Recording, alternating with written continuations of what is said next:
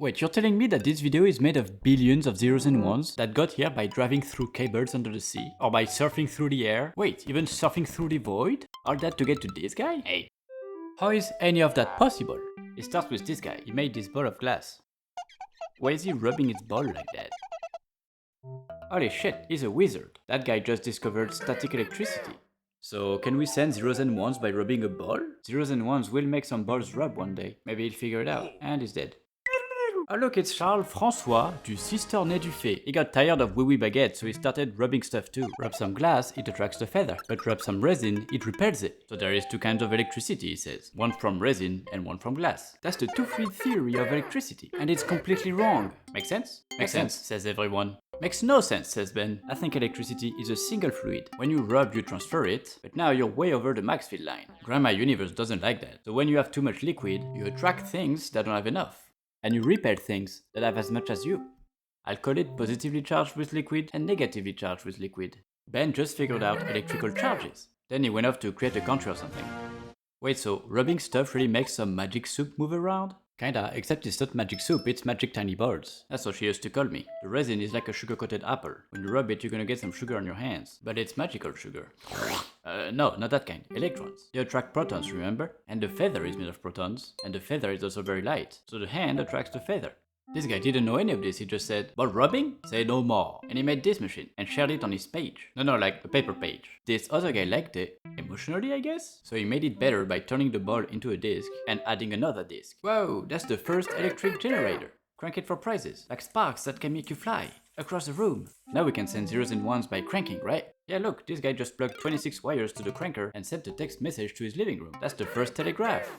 All that cranking gets people thirsty. This guy is cranking with a bottle of water in his hand. Don't mind that it has a nail in its cork. You can for sure touch it. Whoops, he touched it and got zapped. But that was like 5 minutes after he cranked. That means somehow the bottle stored electricity. This guy discovered the Leyden jar. It's like a nightclub for electrons. Turn on the cranking, all the electrons get in, but they're stuck in there, even if you stop the music. Which is scary, so as soon as you open the doors, they all run out at once. It makes a tiny lightning. Kinda sounds like jail for electrons actually, but it's the only thing we have to store electricity. Not anymore, says Volta 50 years later, after spending a little too much time with the frog in the lab. This frog just taught me about chemical reactions.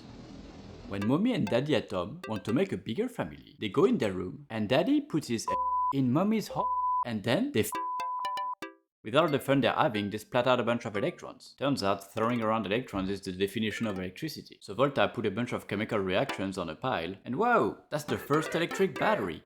Now we can get constant electricity instead of sparks. Remember that guy? Now we can do that without cranking. Hey trains, wanna use our cables to talk to each other? Nah, 26 cables over miles and miles, you crazy. What about this? It's only 5 cables now. Nope, still too much.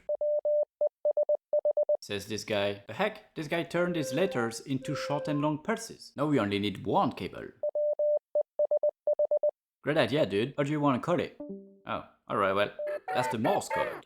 Now everyone wants to send messages, so we put cables everywhere. Even this guy has a cable. Whoops, he put it next to his compass. Wait a minute, the wire makes the needle move? Only when it's turned on though. But the compass only works with magnets. That means flowing electricity is a magnet?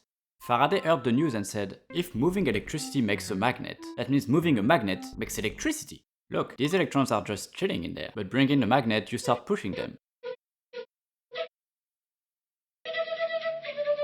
That's electricity, but induced by a magnet. Let's call it induction. Then he spent 6 months in his cave inventing stuff with magnets. Maxwell saw all the inventions and said, let me write a poem about this. Whoops, he wrote a bunch of math instead. Let's put it in a book. It's like a children's book, but for very bored adults. It tells the story of Billy the electron. Billy lives in a pool of invisible water. When he swims real fast, he splashes all the water around. You little prick, you splashed all over these electrons. Now they get pushed by the invisible water, which again, moving electrons is electricity, even though the cables are not connected. It's like electricity but in Wi-Fi. Actually, that's exactly what Wi-Fi is, we just don't know it yet. Wait, so what's the magic water made of? Is it air? No idea, we just saw what happened and described it with math. We know how it works, we don't know why it works. And it's definitely not air, cause it can cross the void of space.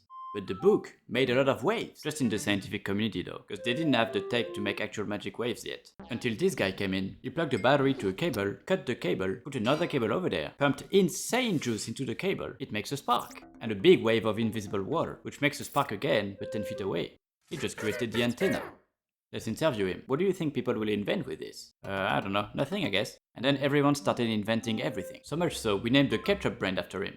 Wait, no, I think that's someone else. Look, this guy turned his voice into electricity. With the antenna I can talk to everyone at once. That's the...